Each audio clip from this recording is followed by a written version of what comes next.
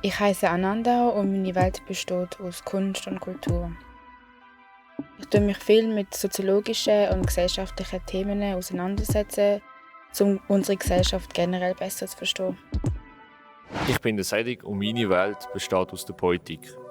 Wenn man so aktiv in der Politik ist wie ich, kann man etwas bewegen und Entscheidungen fällen, die vor allem meine Generation und die Schweiz betreffen. Man hat ein gutes Gefühl, wenn man für sein Land etwas machen kann. Etwa vor 3 Jahren habe ich ein multidisziplinäres Projekt gestartet, das den Namen Hybrid trägt. Die jetzige Produktion behandelt das alltägliche Schwarze in einer mehrheitlich weißen Gesellschaft. Kunst ist für mich ein Medium, um meinen Horizont zu erweitern, Neues zu lernen und unter anderem auch informiert zu bleiben. Aus meiner Sicht war auch das Militär sehr wichtig, weil dort habe ich gelernt, wie man Respekt und Gleichstellung in einer Vielsicht lernt. Aktuell sind Schweizer Werte nicht mehr so viel bei den Jungen verankert. Traditionen sind ausser Mode geraten, aber man versucht auch neue wieder reinzubringen. Ich kann von mir sagen, dass ich nicht wirklich politisch aktiv bin, also auch nicht irgendwie in einer Partei tätig bin. Aber da ich von vielen politischen Entscheidungen betroffen bin, versuche ich auch trotz allem mich einzusetzen und auf meine eigene Art und Weise meinen Beitrag der Gesellschaft zu leisten. Ich rede sehr viel und gern und ich treffe mich auch gern mit Menschen, die andere Meinungen haben. Darum bin ich jetzt sehr gespannt auf die Person, die ich jetzt kennenlernen werde. Also ich bin recht entspannt und freue mich auch, die andere Welt kennenzulernen, aber ich weiß halt nicht, wer ich vor mir haben werde.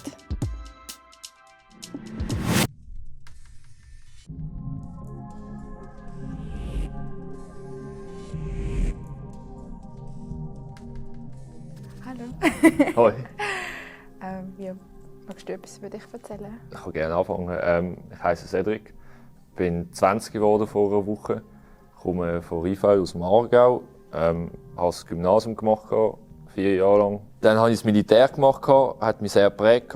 Und in der Freizeit so spiele ich Handball vor allem. Ich habe auch Handball gespielt. Ah, was? Ja, 5 Jahre lang sogar. So lang? Was spielst du für eine Position? Goalie. Oh.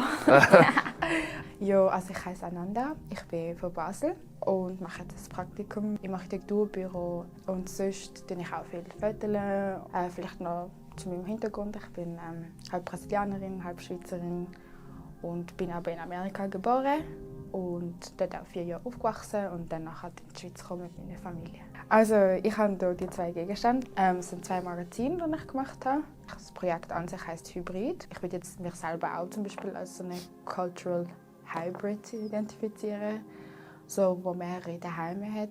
Und ich finde halt auch, dass zum Beispiel Menschen wie ich einfach aus so verschiedenen Kulturen und verschiedene Kulturen zusammenfließen, sind eigentlich wie so ein bisschen also die Zukunft von der Schweiz auch. Und ich habe so das Gefühl, dass wir nicht so willkommen geheißen wird oft in der Schweiz. Mega gute Fotos vor allem. Danke. Ich finde es schön, dass es auch drin vorkommt. Mein Name kommt schön drin vor. Ja, genau. Ja, voll. Aber ich finde das Thema generell sehr interessant, weil es ist nicht mehr so wie zum Beispiel jetzt 1960, 1970 wo es auch so totgeschwiegen wird. Es ist ein integraler Bestandteil der Gesellschaft.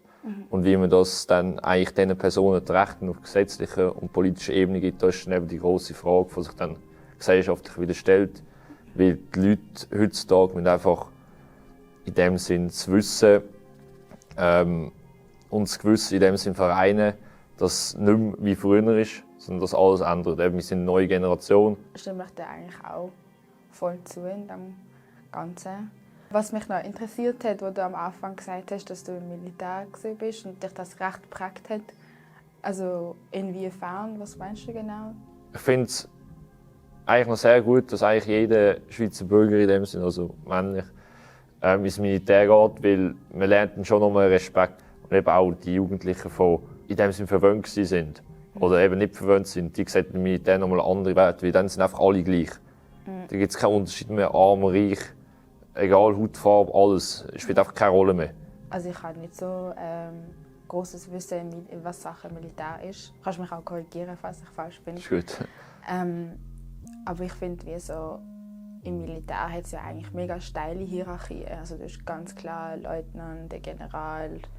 Für mich sind das genau nicht, also aus meiner Perspektive sind das nicht alle gleichgestellt. Findest du das jetzt nicht auch ein bisschen problematisch, dass nur im Militär jetzt zum Beispiel alle gleichgestellt, also aus deiner Perspektive alle gleichgestellt sind, aber sobald man den Kreis wie verlässt, eigentlich nicht mehr? Sagen wir mal so, wenn ich jetzt vorher ablehnende Meinung gegen irgendjemanden hätte, dann hat sich das im Militär sicher geändert. Wenn du etwas deinem Kamerad sagst, irgendetwas Negatives, dann kommst du in Arrest teilweise und wie auch immer. Das heisst, du lernst wirklich einfach den Umgang mit den Menschen zu fördern und auch zu wertschätzen. Es gibt halt immer noch den Alltagsrassismus, wenn ich das so sagen kann.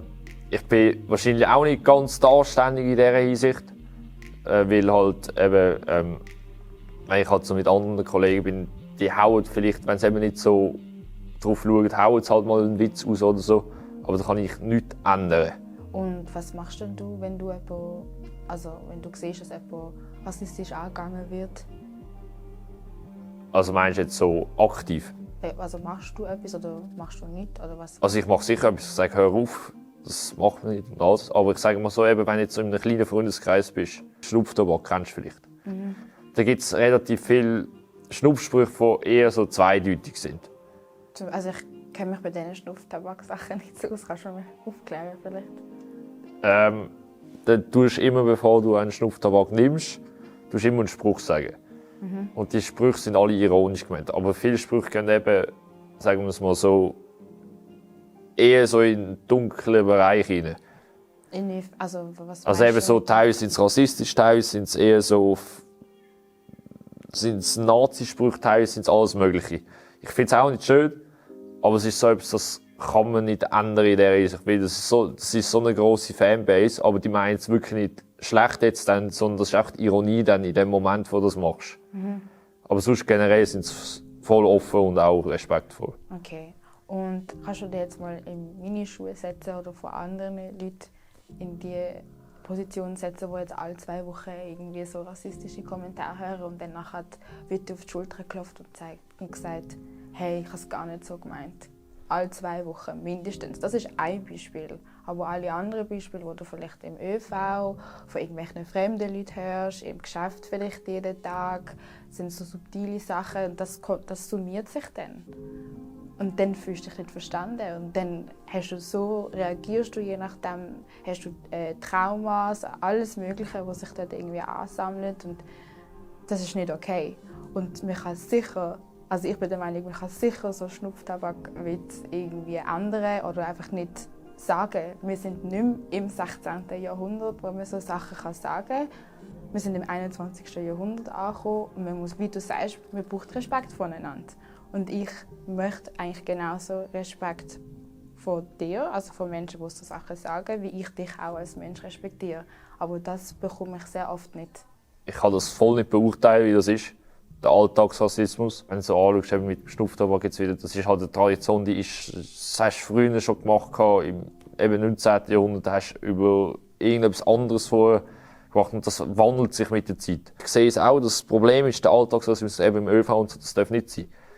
Aber wie die Leute aufklärst, das ist ein schwieriges Thema. Wie würdest du jetzt zum Beispiel so jemandem von jetzt im ÖV so ab und zu rassistische Sprüche liegen lassen? Wie würdest du jetzt den aufklären, oder?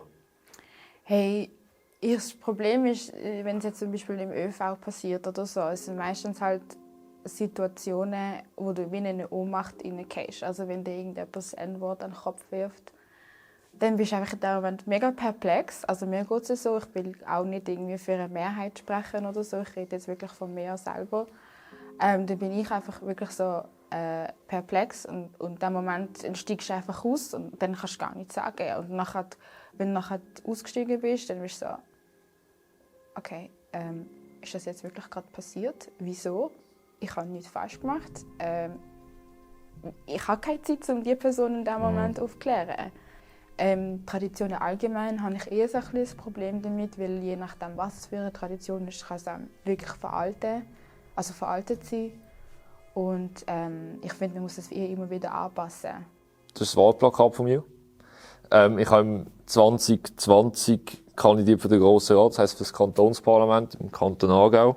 Ich bin mit 14 in die SVP eingetreten, obwohl meine Eltern andere Meinung haben. Mein Vater ist GLPler und meine Mutter ist FDPlerin. Also bin ich überhaupt nicht beeinflusst worden, wie viele heutzutage von der Familie her. Ich bin wirklich bei jeder Jungpartei vorbeigegangen, bei den JUSO, bei den jungen GLP, bei den jungen Grünen und so weiter. Und mir hat am Ende einfach die junge SVP am besten gefallen, wegen der Kollegialität. Ich sehe zum Beispiel jetzt in dem Sinne nicht den Rassismus in dieser Hinsicht bei mir, aber ich sehe, wie man diffamiert wird, auch als SVP. Das ist extrem eben durch die Social-Media-Pandemie, wie viele Hasskommentare kriege ich. Ich habe irgendjemand eine eigene Meme-Page von mir gemacht. Also eben, toll ist das auch nicht, wenn so plötzlich 2500 Leute so einer Meme-Page folgen, die eigentlich über mich geht. Und du kannst es nicht löschen. Und eben, da wirst du auch auf der Straße angeschaut. Eben bei der Wahl war es ganz schlimm, du wirst bei der Straße angeschaut, nein, ich wähle nicht, du bist Rassist und so. Wenn man heutzutage SAP hört, wenn du jetzt ein ganz normal bist, keine Ahnung von der Politik, was denkst du? Von SVP? Also für mich also sehr konservativ sicher. Ausländer, Ausländerinnen feindlich. Ein Stück weit doch auch rassistisch, muss ich sagen. Also auch mit den Wahlplakatkampagnen, Sujets etc., wo die euch aussuchen. Ich finde das einfach problematisch und ich finde das ganz ehrlich, wenn man so Sachen sieht in der Stadt, einfach extrem verstörend. Ja, eben, das ist halt so eine Grundhaltung von heutzutage auch in einem Stimmt. Das ist so, ich sage, kann die alte SAP gesehen. Es gibt immer noch ein paar Leute, die gibt es in jeder Partei, die extrem rausstechen, wie halt Aussagen, egal ob links oder rechts.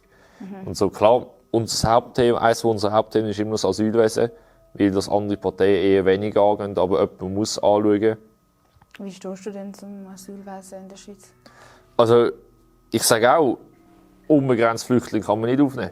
Für das sind wir nicht gemacht und wir können keine 10 Millionen Schweiz überleben. Ich sage, Kriegsflüchtlinge müssen wir unbedingt Asyl geben. Aber Wirtschaftsflüchtlinge ist so ein Thema, das sehr heikel ist. Und wieso ist es für dich heikel? Weil zum Beispiel die grösste Einwanderungsgruppe der Schweiz hat, ist ja Eritrea.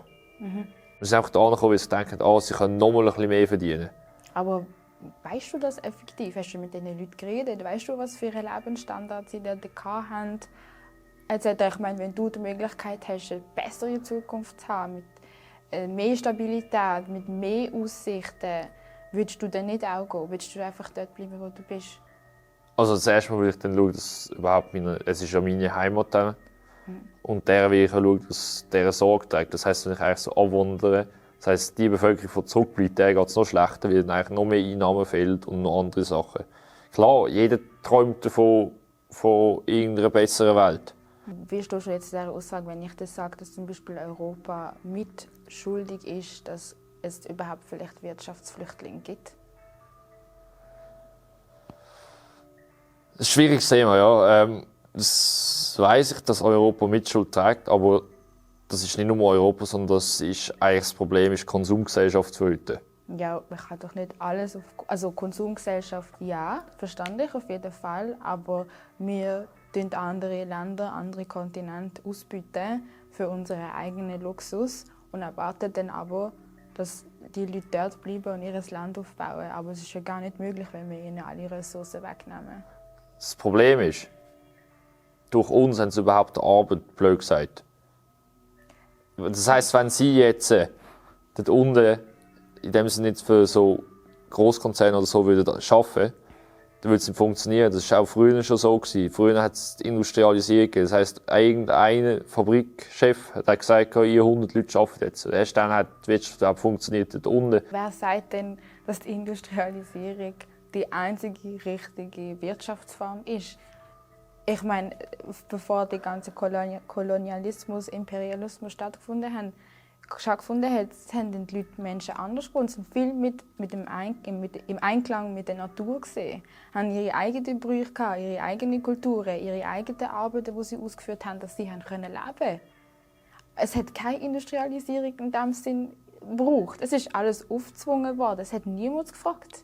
Und Entschuldigung, aber so die Europäer sind dann einmarschiert und haben dort irgendwie ihre Religionen angefangen zu verkünden.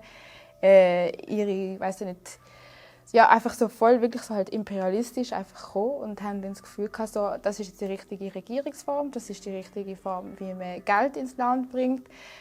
Nein, das funktioniert. Nein, es geht nicht. Das Problem ist, man kann aber die europäische Abhängigkeit nicht mehr aus den Ländern rausziehen. Ja. Das wird nicht funktionieren. Genau, das ist das Problem.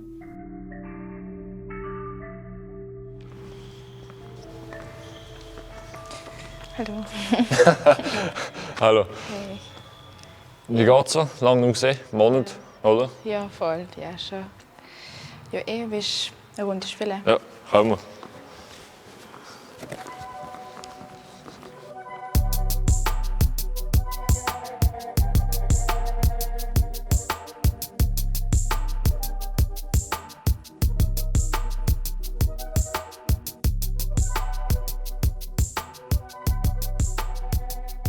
Wie hast du das Gespräch so gefunden? Hey, ich habe das Gespräch eigentlich eher so ein bisschen als irritierend empfunden, weil ich mich nicht so verstanden und auch nicht so abgeholt gefühlt habe von dir und ja, auch meine Meinungen oder Sachen, die ich gesagt habe. Und man wie irgendwie auch gemerkt hat, dass du halt schon eher so eine Meinung mit einem Narrativ dich irgendwie bedienen oder ja, vertreten und dementsprechend andere Meinungen nicht so vertreten sind, vielleicht nicht im Umfeld oder so. Ja, ich kann natürlich nur sagen, eigentlich das Gespräch habe ich insgesamt gut gefunden, weil so andere Meinungen abholen ist immer wichtig. Weil eben, da sieht man auch mal das Gegenteil von der eigenen Meinung, die man hat. Und man kann dann immer näher eigentlich an andere Meinungen anschliessen und die anderen Meinungen besser verstehen. Weil jetzt, wenn ich halt keinen Kontakt mit Leuten aus anderen Segmentbereichen habe, dann kann ich einfach nicht sagen, ob ich jetzt dieser Meinung eher annähernd bin oder nicht. Ich habe es sehr interessant gefunden, mit ihr ein Gespräch zu führen. Sie hat eigentlich noch mal andere Blickweise gegeben von Themen, wo ich eigentlich jetzt nicht so informiert bin teilweise, respektive mich auch nicht so fest interessiert haben. Aber sie spielt trotzdem ein Thema in unserer heutigen Gesellschaft. Ich habe oft das Gefühl gekriegt, dass er nicht auf mich eingegangen ist. Ich habe auch irgendwie gemerkt, dass eigentlich unsere eigene Gemeinsamkeit eine Sportart ist, die ich eigentlich seit 10 Jahren nicht mehr wirklich aktiv betreibe.